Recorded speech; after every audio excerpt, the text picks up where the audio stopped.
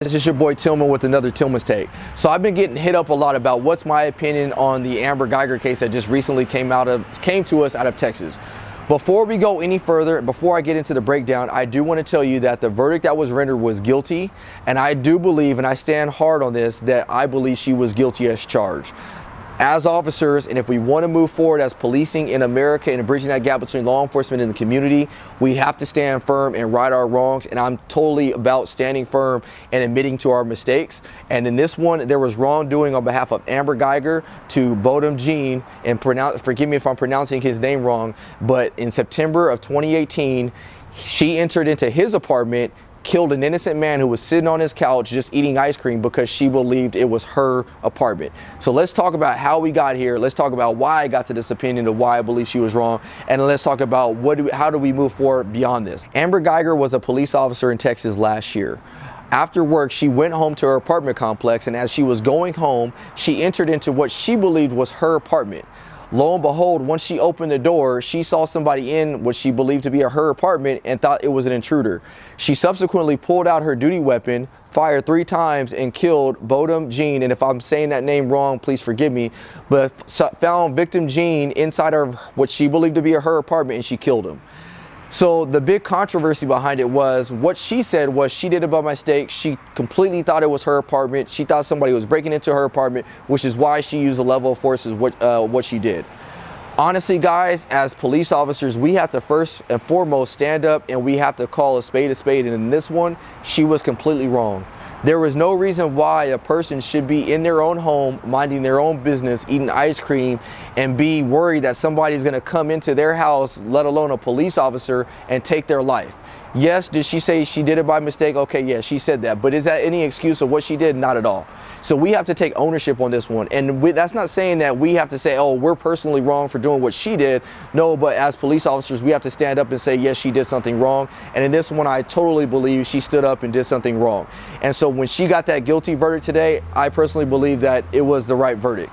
Now, there has been some controversy as far as what she was found guilty of, whether it was right or wrong. And what I mean by that is she was convicted of murder. Now, I will tell you in California, the definition of murder goes simply like this. Murder is the unlawful killing of a human being or fetus with malice aforethought. Now, let me break that down to you because there's 2 words in there that before I became a police officer, I didn't understand. Well, what is malice? Malice is the intention or desire to do evil or ill will. Did Amber Guyger at that specific time have the intent to do some type of malice or ill will? I don't necessarily believe so, and the only reason I say that is because it was said, and during the research and discovery of this case, that she didn't know this guy, she never saw this guy, and that she completely entered into this apartment without knowing anything about this guy. So I can't sit here and say that, you know, she went in there with the intent to do evil or some type of desire to do evil against him. The other word that I brought up was a forethought. Well, what does that read? A forethought means previously in mind or premeditated. Did Amber go into that apartment with the premeditation that she is going to kill this guy? No, she did not. I don't believe that.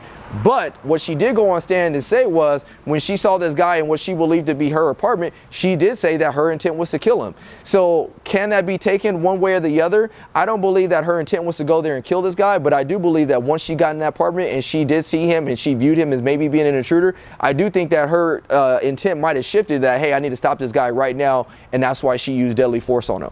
Now, I do want you guys to recognize that the laws in California and Texas are different. I do know, and after looking it up, I did see that there are some slight differences between murder and manslaughter between California and Texas. So do your own research into the laws and you can determine why she was actually convicted for murder as opposed to manslaughter and vice versa. But at the end of the day, there's one thing I want you guys to understand is that in this situation, I do believe she was completely wrong. I couldn't imagine just sitting at my house just eating ice cream and somebody coming in my house and shooting me because they believe they walked into the wrong place.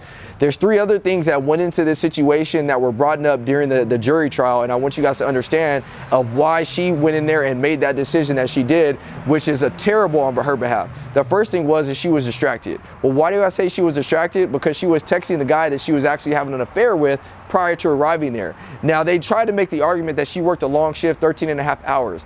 Well, I've worked way longer than that, and yeah, even though my decision-making ability can go down a little bit, it shouldn't go down to where the fact where I walk into a house and all of a sudden I think I'm at my house, but I'm not at my house. The other thing that went into that is the victim actually had a red doormat at his apartment. she did not have a red doormat at his apartment. So if she's actually paying any type of attention to where she's doing or what she's doing, she should recognize like, hey, there's something different. And as police officers, come on guys, if we all police officers, we're trained to look at the details. We can't go away from that in this situation. We can't act all of a sudden like, oh, you know what, I missed a detail. No, that's where we're trained from. It's ingrained in us from the academy that we have to look at the small details. Well, small details in this situation could have been a red doormat. And so there were distractions that were going on in her life prior to her going into that apartment, which could have been prevented if she would have just recognized what she was doing. You know, guys, this is a tough profession and it only gets tougher. And situations like this as police officers are only going to make our job tougher when people aren't taking the job seriously or doing things that they shouldn't be doing. An innocent man lost his life that day, and it's unfortunate and it shouldn't have happened. And for that, that's why she was found guilty. I stand with the guilty verdict. Whether it was manslaughter or murder, that's subject for debate, just depending on the state you live in. But on this situation, we have to recognize their wrongs. That's the only thing that's going to move us forward as police officers in America. And that's the only thing that's going to bridge us between law enforcement and the community. That's the only thing that's going to bridge the gap. So that's my Tim's take on this one. If you have questions, DM me. Take care and God bless.